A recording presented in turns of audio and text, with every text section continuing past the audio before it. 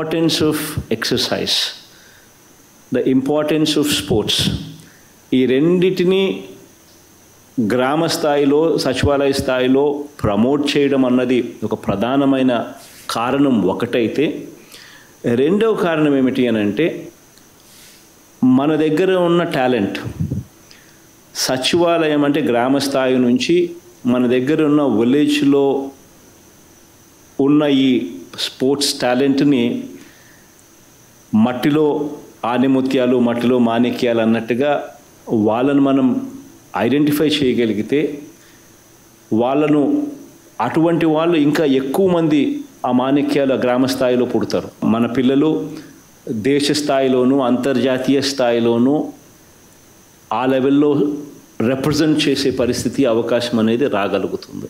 ఇది రెండవ కారణం. వాలంటీర్ల దగ్గర నుంచి సచివాలయం దగ్గర నుంచి అక్కడి నుంచి ప్రమోషన్ జరగాలి.